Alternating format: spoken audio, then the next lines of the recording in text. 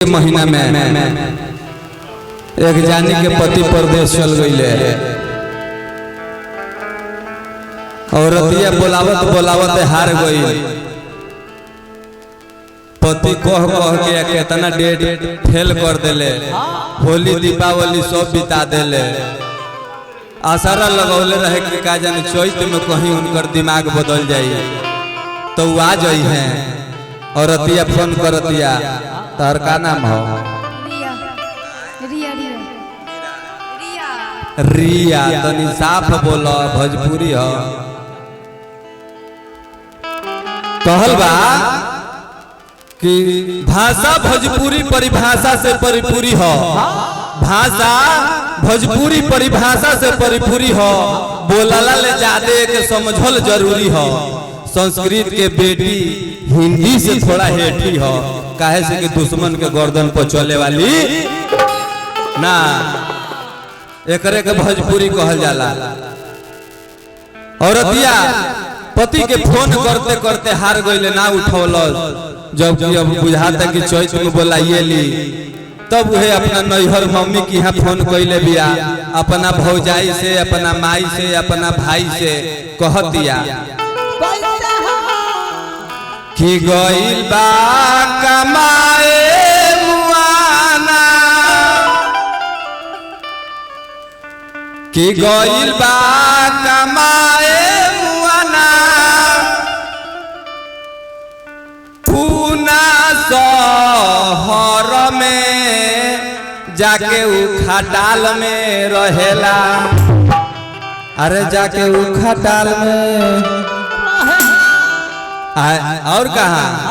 अरे सौतीन के चक्कर में जाके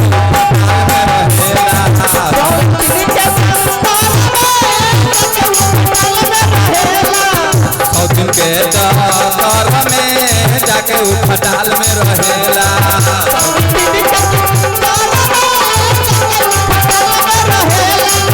गइल बा कमाए मुआना, शहर में जाके उ खटाल में रहेला।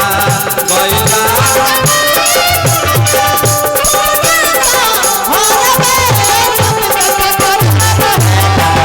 सब दिन तक जाके उ खटाल में रहेला।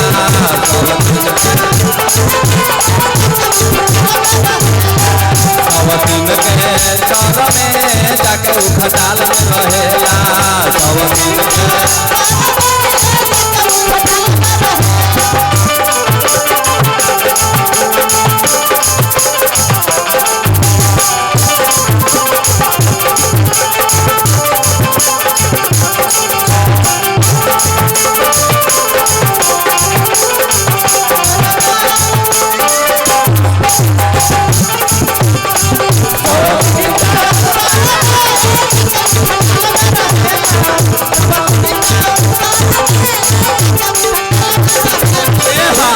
और का? और रतिया कहतिया टन टन बदनिया टन के घोड़ी से कमर ले के लही हम कहरी कामा खेते से घर ले।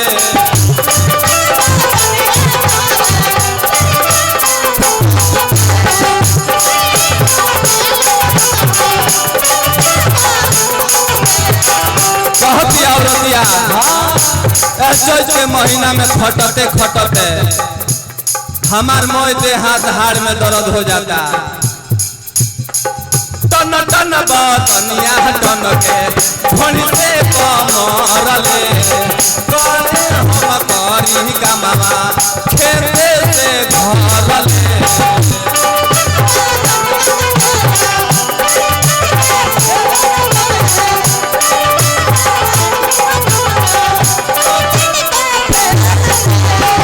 फोनवो न करे मुआना,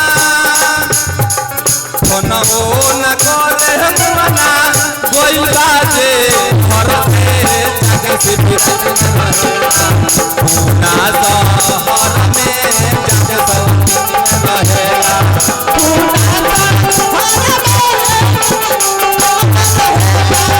पूना शहर में जाके रहेला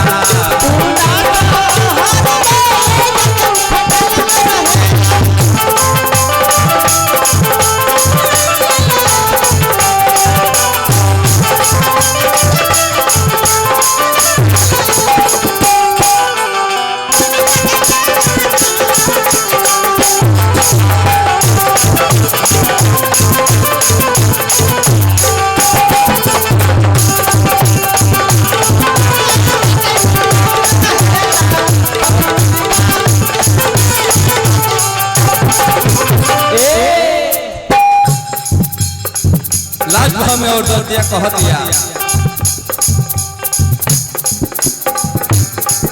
नया नोहर पानी हम रहिले अकेले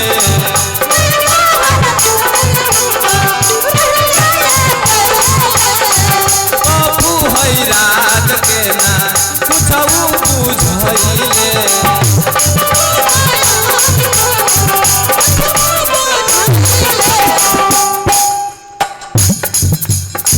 नया नोहर बानी हम रहिले अकेले बाबू है रात के ना कुछ बुझैले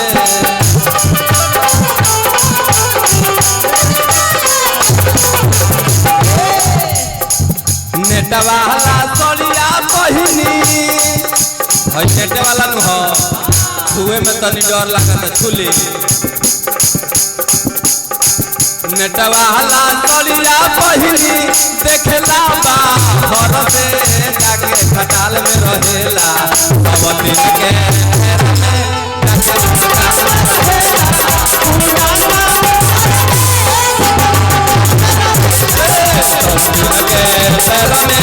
जाके खटाल में रहेला